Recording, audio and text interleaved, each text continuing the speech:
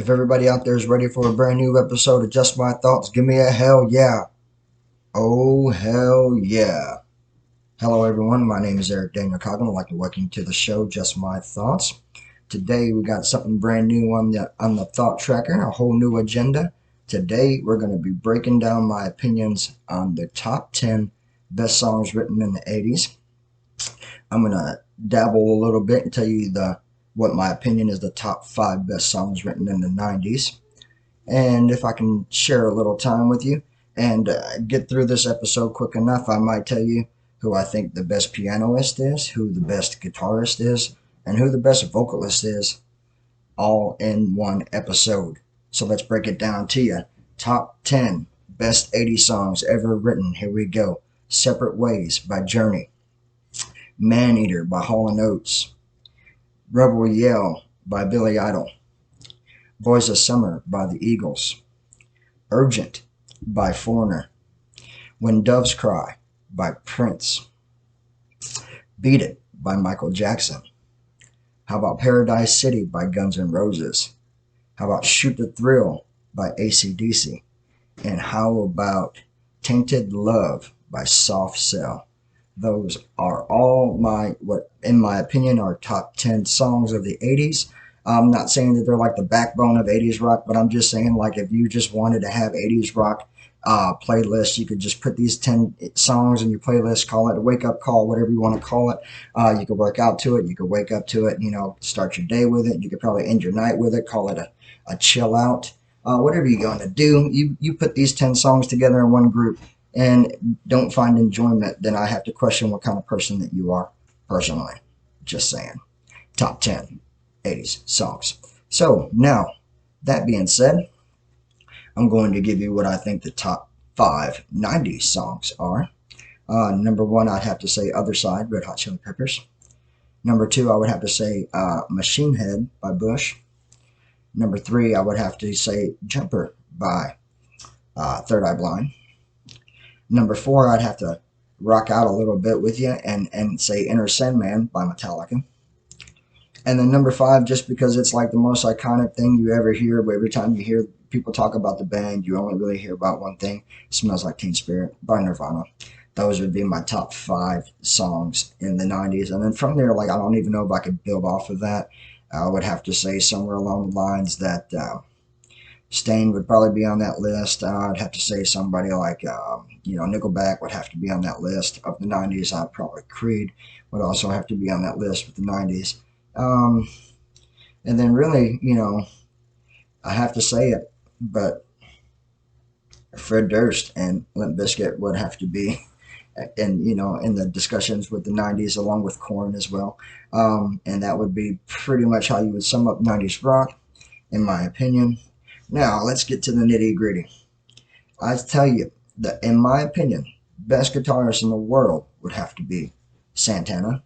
You think about Santana, the man has been making music since the 70s.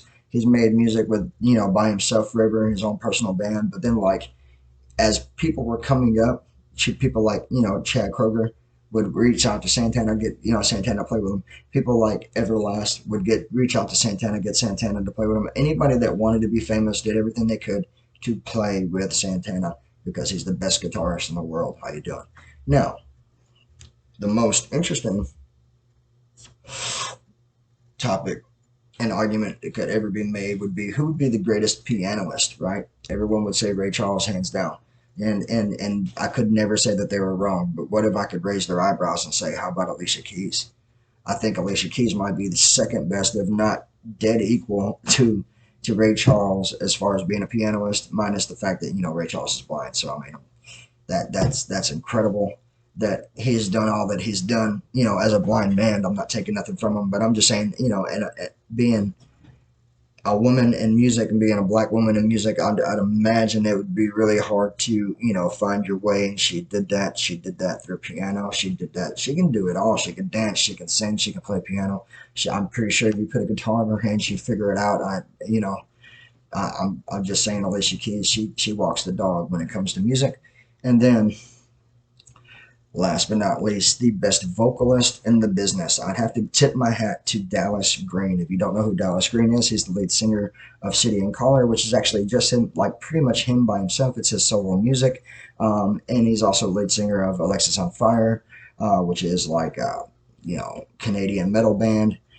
Everyone that is a metalhead would know who Alexis on Fire is, but they may not know that. Well, unless they're like diehard fans, that would know. But in case you did not know, Dallas Green, City and Collar, best vocalist you could ever hear. You ever get down and you just want to hear something, you want to hear somebody with a guitar that can sing, he definitely should be your go-to. Just type in City and Color and listen to anything. It doesn't matter what you click.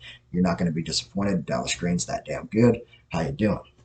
Now, this is a really short segment, so I don't know what else to do as far as covering music goes. So I tell you what we're gonna do. We're gonna backtrack off the music, and we're gonna dive into something that's a hot track. So there's things going on in the sports world that people need to be aware of. How about something that a lot of people might not be aware of? The hottest take in NFL right now would be Trey Lance. There's literally 5 teams, begging, crawling, scratching at San Francisco's door to make a deal with Trey Lance. Teams like the Detroit Lions are trying to get him. Minnesota Vikings are trying to get him. Now, this upsets me, but I just heard today that the Tampa Bay Buccaneers are trying to get him. I've also seen the Seattle Seahawks are looking for a backup in case Geno gets hurt. Literally, there are teams coming out of the woodwork for a guy named Trey Lance, who hasn't even made a name for himself. He had a good college career. He got drafted earlier. He got hurt early in the year. Couldn't get his job back because, Baby Brady's just that damn good. But there's a lot of people in the league that's putting a lot of faith. The Colts as well. They're looking for a quarterback, so they're working out a deal, trying to work out a deal. And essentially, I think this is what's going to happen. San Francisco is going to just take all these offers they can, whether it's 5, whether it's 7, whether it's 12, and then see what they can gather, and they're going to make the best decision possible off of that. Where would I like him to go? I don't know. I don't know a lot about the guy. Like I said, he got hurt early, and then Jimmy took over, so I haven't seen a lot of video on the guy, but I'm telling you, he's a hot take, man. Everyone's throwing their hats in the ring for him. So be looking for that in the next couple of days. San Francisco may be working out a deal to get rid of Trey Lance because Brock Purdy is what they want going forward. Another hot take. It's finally happened. People have been talking about this for months. The first rumor came out back in February that Aaron Rodgers would go to the Jets. That actually happened. The Jets and Aaron Rodgers are finally a duo. They are a couple. So he's finally divorced the Green Bay Packers. He's finally out of NFC North, and now he is into the NFC East. So I meant AFC. Sorry, I apologize. He's in the AFC East. Shakes up that division immediately by standby. I mean, the only really competition he's got is Josh Allen. Let's face it, Mac Jones is young. He's talented.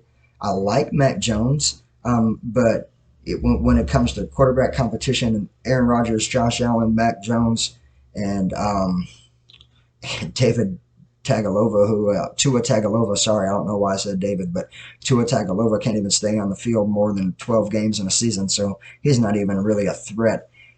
The Jets might have a small shot at winning that division. They might just be the dark horse to go in there and smack around Buffalo. Buffalo's been getting cocky. They've been winning that division 4 consecutive times. They've been going to the playoffs consecutive times. Josh Allen looks like the man in that division, and then Aaron Rodgers shows up. So we're going to see what goes down in that division as the year progresses. And then here's something else too that a lot of people need to be aware about, that it's not even football related. So again, this is just my thoughts. So I understand that I jumped around today. Today's been a wild segment on just my thoughts. We started off with 80s rock, then we cleaned it all up with who I think could sing better than anybody in the world. So that's Strange, and then jumped right into the sports, right? So we jumped into football twice with Aaron Rodgers and Trey Lance. But here's what we're doing now. Now we're going to jump into basketball. That's absolutely right, because Jimmy Butler is looking to dethrone Giannis in Milwaukee. The funny thing is they're not even the winners of the East, right? They're the winners of the East are Boston from last year. So they're the defending champs of the East, even though Milwaukee was the #1 spot this year. That's how that works. They might have been the #1 spot, but that don't mean they're the ex-champs. The ex-champs were Boston Celtics. And I think Jimmy Butler's reminding everybody of that because he's not, listen, he should have won. He should have lost last night, found a way to win. Um, and Tyler Herro's hurt, so he's not got a lot of help out there. Yes, Bam was a really great player, but Jimmy and Bam together, it's like two against the world. You would think that Milwaukee would have enough pieces to walk the dog on them, and they're just not. Jimmy is just taking over the world. He's showing people that they should have never stopped talking about him, and he's doing a pretty good job of it. I'd like to see Milwaukee turn it around and beat Miami for a lot of personal reasons. I personally hate Miami. Miami always gives Chicago the business. Every time Chicago is this damn close, the Heat find a way to just knock us down, even though like they're not even in our division. They're not. They shouldn't have anything to do with hurting our feelings. But listen, every chance they get to hurt our feelings, they're all over it, man. I think the Heat hate us more than anybody in the East. That's just what I think. I have speculations that Miami Heat let the Atlanta Hawks beat them just so they could come in there and spank our asses for the #8 seed spot. And I just think that's what's going on in the basketball world. I think the Heat hate the Bulls, and feelings are mutual. But I hate you guys too. And that's sad because Jimmy Butler's supposed to be my favorite player in the league. I said he's supposed to be because I loved him as a Bull, and then like I respected him even after he left. He went to Minnesota, and then he went to Philadelphia, and I was just like, he's my guy. I just got to ride with him. And then what did he do? He joined the Heat, and ever since then, I'm like, fuck, how am I supposed to ride with the guy, right? I can't ride with him, but I have to because he's my favorite player in the league, Jimmy Butler. He's doing a lot of things. I hope he's going to continue this run, beat Milwaukee. I'm sick of hearing about the Greek Freak. I'm just sick of hearing about Giannis. I can't even combo. I can't even say his name correctly. That's how much I'm sick of saying it.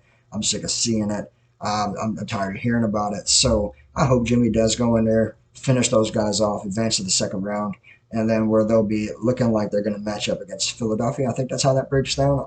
I think they're going to take the Philadelphia game, and I think they can win that as well. I think, believe it or not, I think it's going to break it down to the Miami Heat versus the Boston Celtics because that's just what I believe. It's just I don't see nobody beating Boston until they have to face Miami. And then the big question is, I mean, the duo of Jaylen Brown and Jason Tatum, can they be beat by Jimmy Butler and by Bam Adebayo? The question is, I don't know. The only way to answer that question is to hope that Tyler Herro is back by then. But if he broke his hand, from personal experiences in my life, playing basketball, playing football, that's like, it could be like up to 2 months. It's 6 weeks to even 8 weeks. You could be out. He could be out the rest of the playoffs, regardless. If they could go make a championship run and Tyler Herro still not play, that's just the smart money. And then Oladipo was supposed to be around, but then he got hurt too. So they're like, what the hell?